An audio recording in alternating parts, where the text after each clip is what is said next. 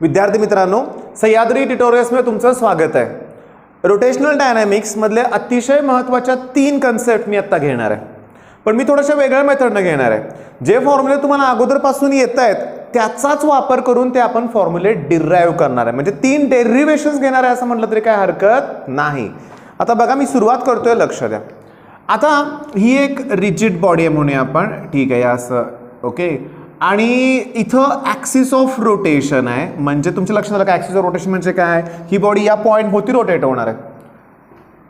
Constant angular velocity आहे omega, असं consider करा. ओके, आता समजून घेण्याचा प्रयत्न करा की आपण काय करूया. बघा, बेसिक फॉर्म्युले तुम्हाला सगळ्यांना माहिती आहे. समजा मी इथं एखादा पार्टिकल घेतला तर तो पार्टिकल ह्या ॲक्सिस भोवती सर्क्युलर मोशन परफॉर्म करणार आहे.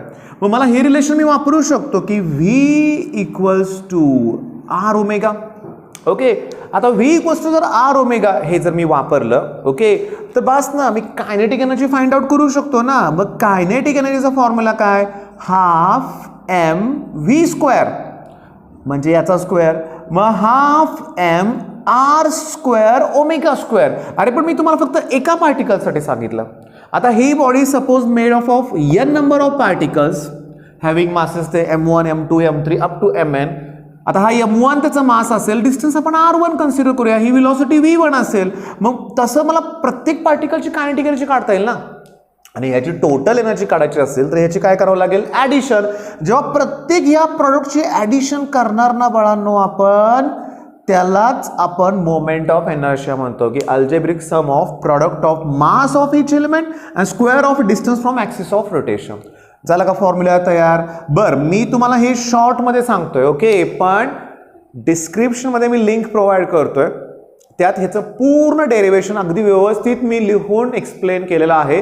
11 ते 12 मिनिटाचा व्हिडिओ आहे, नंतर तुम्हाला तो बघायचा आहे. पण हे क्लिअर झालं, ह्या एक्सप्रेशनसाठी काय गरजेचं आहे? V equals to R omega जर तुम्हाला येत असेल त्याच्यानुसारच कायनेटिक एनर्जी फाइंड आउट करायची आहे, बरोबर आहे. आता समजा हीच रिजिड बॉडी आहे, ओके, आता त्याचं ॲक्सिलरेशन अल्फा आहे म्हणूया आपण, आणि मला आता ना बघा एक्सप्रेशन मी तुम्हाला सांगत जातो, तुम्ही लक्ष द्या. ओके, सगळ्यात महत्त्वाचं काय बघा, की मला ना हे जे पार्टिकल्स आहेत तसेच कन्सिडर करायचे आहेत, n नंबर ऑफ पार्टिकल्स म्हणूया आपण. मग ह्या प्रत्येकाचं जे ॲक्सिलरेशन असेल ते मला काढावं लागेल. ओके, सगळ्यात महत्त्वाचं म्हणजे मला फोर्स काढावा लागेल. मग फोर्स म्हणजे काय येणार? Mass into ॲक्स. मी काढून दाखवतो, लक्ष द्या. पहिल्यांदा ॲक्सिलरेशनचा फॉर्म्युला येणार आर अल्फा एका पार्टिकलसाठी. पहिल्यासाठी A1 R1 अल्फा, अल्फा 1 नाही कारण अल्फा कॉन्स्टंट आहे, A2 तसं, पण मी फक्त एक घेणार आहे पार्टिकल. मग फोर्स काय येईल सांगा? Mass into acceleration mr alpha. Torque साठी तुम्हाला माहिती आहे की फोर्सला परत r न मल्टिप्लाय करावं लागणार आहे. ओके, r बार क्रॉस f बार. ओके, मग मला सांगा याला परत r न मल्टिप्लाय केलं तर r चा काय होईल सांगा? स्क्वेअर. म्हणजे मला इथं mr स्क्वेअर अल्फा, पण पहिल्या पार्टिकलसाठी m1 r1 स्क्वेअर अल्फा, दुसऱ्यासाठी m2 r2 square alpha, तिसऱ्यासाठी m3 असं, आणि टोटल टॉर्कसाठी सगळ्यांची ॲडिशन. ओके, मग मला सांगा की टोटल टॉर्कसाठी सगळ्यांची ॲडिशन काढताना अल्फा कॉमन निघेल ना. मग काय उरलं? m1 r1 स्क्वेअर m2, म्हणजे अल्जेब्रिक सम आले का परत? मी इथं बोललो तसं की अल्जेब्रिक सम म्हणजे परत काय येणार? Moment of inertia. झाला का दुसरा फॉर्म्युला तयार? टॉर्क इक्वल्स टू काय सांगा? I alpha. Torque equals to काय? I alpha. ओके, मग पटकन ना एक PYQ जर आपण घेतली तर बघा, मी तुम्हाला सांगतो, लक्ष द्या. बघा की हा रॉड आहे, समजून घ्या. आता रॉडचा मोमेंट ऑफ इनर्शियाचा फॉर्म्युला मला तुम्ही केला नाही, मला माहिती आहे. त्याला इथं पिवोट केलाय, म्हणजे टाईट केलाय म्हणून आपण, किंवा हिंज केलाय म्हणून आपण, ठीक आहे, किंवा इथं तो असा रोटेट होणार आहे, बरोबर आहे. आता रोटेट होताना इथून डाऊनवर्ड फोर्स ऍक्ट होणार ना, mg, बरोबर आहे. डाऊनवर्ड फोर्स काय येणार सांगा? mg, हे लक्षात घ्या, आणि याच्या भोवती तो रोटेट होणार. मग तुम्हाला ना या ठिकाणी टॉर्कचा फॉर्म्युला काढण्यासाठी mg ला या डिस्टन्सनं मल्टिप्लाय केलं पाहिजे. म्हणजे तुम्ही इथं लिहू शकता की mg L/2. रॉडसाठी I चा जो फॉर्म्युला असतो तो ml स्क्वेअर बाय 3 येणार, कारण इथं आहे तो ॲक्सिस. तेवढं कन्सिडर करा बरं का, नंतर मी ते घेणार आहेच, रॉड डे स्पियर. मग मला सांगा, तुम्हाला इथे जर अल्फाची व्हॅल्यू त्यांनी विचारली असेल तर ह्या m ला, समजा हे कॅपिटल आहे, m ला m कॅन्सल होईल, l इकडे कॅन्सल होईल, क्रॉस मल्टिप्लिकेशन करा, तुम्हाला आन्सर मिळेल. आलं का लक्षात तुमच्या? ओके बर, म्हणजे बघा मग मला काय म्हणायचं आहे की टॉर्कसाठी मला किती फॉर्म्युले पाहिजेत, 1 2 आणि 3. टॉर्कसाठी ॲक्सिलरेशन, फोर्स आणि टॉर्कचा फॉर्म्युला.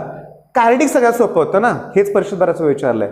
आता तिसरा प्रश्न जो तुम्हाला करायचा आहे तो अँग्युलर मोमेंटमचा आहे. बघा फिगर हीच आहे, फिगर हीच आहे, लक्षात घ्या, समजून घ्या बरं का. आता मी इथं ओमेगा घेतलंय. ओके, आता मला सांगा की पहिल्यांदा परत सांगा व्ही इक्वल्स टू काय रे, आर ओमेगा. चला V1 R1 ओमेगा म्हणूया आपण. ठीक आहे, एक पार्टिकल कन्सिडर करतो मी. मग मला सांगा लिनियर मोमेंटम काढायचं असेल तर फॉर्म्युला काय रे, M1 V1 म्हणजे M1 R1 ओमेगा.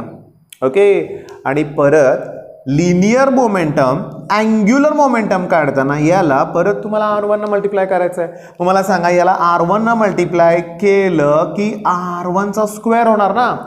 हे झालं एक पार्टिकल. आता होतं काय बघा, असे नंबर ऑफ पार्टिकल्स घेणार आहे ना. मग या तिन्ही प्रश्नामध्ये मेथड एकच आहे. एका पार्टिकलसाठी आपण लिहिताना मी एका पार्टिकलसाठी लिहिलं, तुम्हाला निदान 2-3 पार्टिकल. अरे पण मी लिहायचं ते कसं परत सांगितलं ना, वरती आय बटनवर क्लिक करा, व्हिडिओ आहे, तुम्ही डायरेक्टली व्हिडिओकडे गेला तरी काय हरकत नाही. पण आज हे 3 प्रश्न व्हायला पाहिजेत 2022च्या बॅचसाठी, आणि समजून घेण्याचा प्रयत्न करा. बघा सगळ्यांची जेव्हा अल्जेब्रिक सम करून मला आय ची व्हॅल्यू मिळेल तेव्हा M1 R1 M2 कॉमन काय काढणार तुम्ही, ओमेगा. मग M1 R1 square plus M2 R2 square plus M3 R3 square, म्हणजे हे सगळ्यांची अल्जेब्रिक सम होणार. आणि तीच व्हॅल्यू कोणाची असते, मोमेंट ऑफ इनर्शियाची. मग L इक्वल्स टू काय मिळालं मला, I ओमेगा.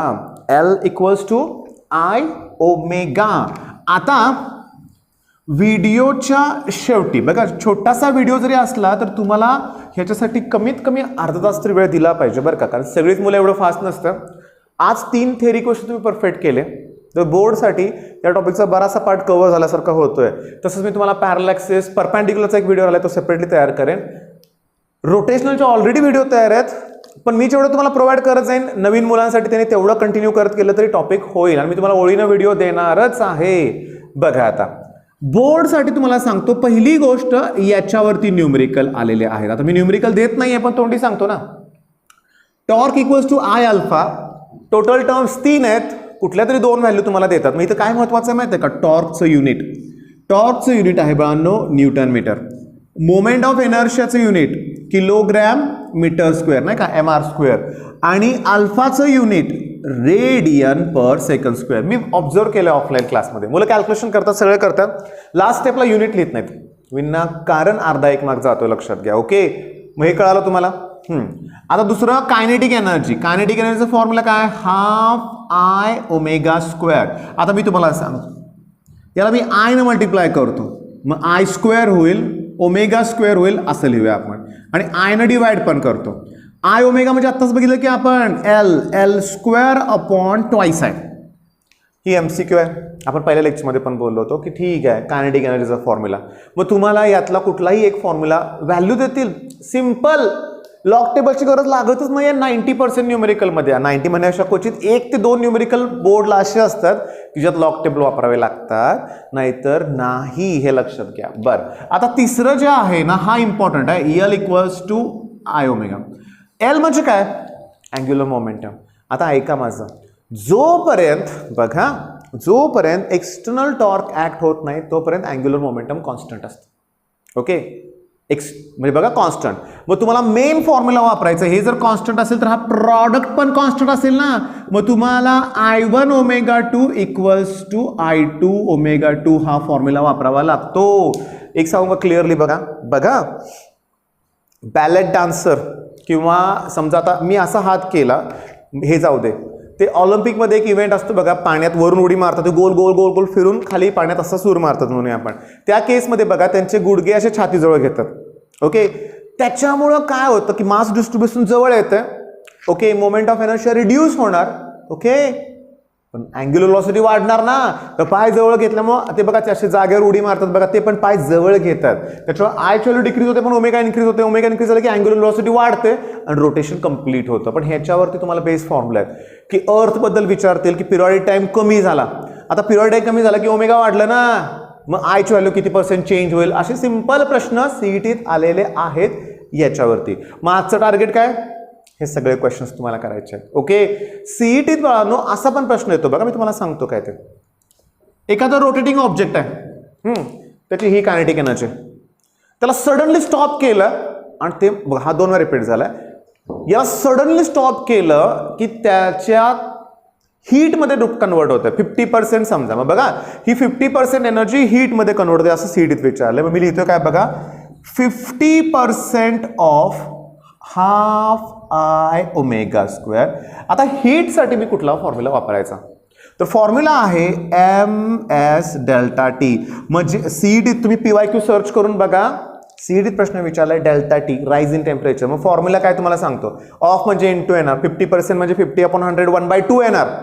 आय आता मात्र सांगतो, नेक्स्ट लेक्चरला पण तेच बघूया आपण की प्रत्येक ऑब्जेक्टनुसार मोमेंट ऑफ इनर्शियाचा फॉर्म्युला वेगळा वेगळा असतो. मग तो इथे तुम्हाला करावा लागेल, ठीक आहे, व्हॅल्यू पुट करावी लागेल आणि मग इंटू MS अपॉन येईल, पण इकडे पण M येणार आहे, M कॅन्सल होईल. क्रॉस मल्टिप्लिकेशन करा, डेल्टा टीचा फॉर्म्युला तयार करा. हे सीईटीत विचारलंय. मग तो वेळ न घालवता पटकन डिस्क्रिप्शनमध्ये पण मी लिंक दिलेली आहे, आय बटनवर 2 वेळा दिलेले लक्षात घ्या.